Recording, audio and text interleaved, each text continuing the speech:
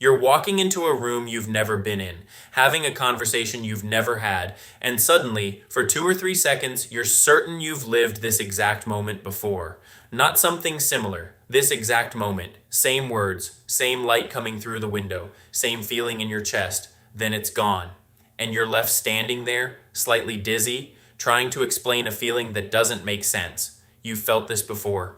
Almost everyone has. It's called deja vu. And for most of human history, people had no real explanation for it. They reached for the only frameworks available: past lives, prophetic dreams, glimpses of parallel worlds. The term itself, meaning already seen, was coined in the late 1800s by a French researcher studying the phenomenon, but the experience itself shows up in written accounts far older than that, described by philosophers and physicians who had no shared vocabulary for it beyond calling it a trick of the mind or a sign of something otherworldly. Even today, it still feels less like a memory and more like a glitch, a tiny crack in the way reality is supposed to work. Here's what almost nobody expects. Deja vu isn't a glimpse of another life. It isn't proof of anything supernatural. It's your brain's memory system checking its own work, and for one brief moment, getting caught in the act. To understand why, you need to understand what memory actually is, because it's not what most people assume. You probably picture memory like a filing cabinet. Experiences go in, get stored as complete files, and get pulled back out later, intact. That's not how it works. Memory is reconstructed piece by piece every single time you recall something. And your brain doesn't just store memories, it constantly runs background checks, comparing new experiences against everything you've stored before, searching for matches. This reconstructive process is happening constantly, in every waking moment, whether you notice it or not. Walk down a street you've never visited, and your brain is silently comparing the shape of the buildings, the angle of the sidewalk, the rhythm of passing cars against a lifetime of stored fragments. Most comparisons return no match, and the moment registers as simply new. Some return a partial match, and you feel a vague sense of, this reminds me of something, usually followed by pinpointing exactly what. But every so often, the match comes back strong enough to feel like certainty, without ever surfacing the thing it's matching against. That specific failure mode is deja vu. Most of the time, this checking process is invisible. You walk into your kitchen and your brain instantly recognizes it. No conscious effort required. But sometimes the system misfires in a very specific way. It flags a brand new experience as familiar, even though nothing about it has actually happened before. Psychologist Ann Cleary at Colorado State University has spent years studying exactly this. Her research points to something called familiarity-based recognition. In her experiments, Cleary used virtual reality to place people in scenes that shared a spatial layout with something they'd seen before,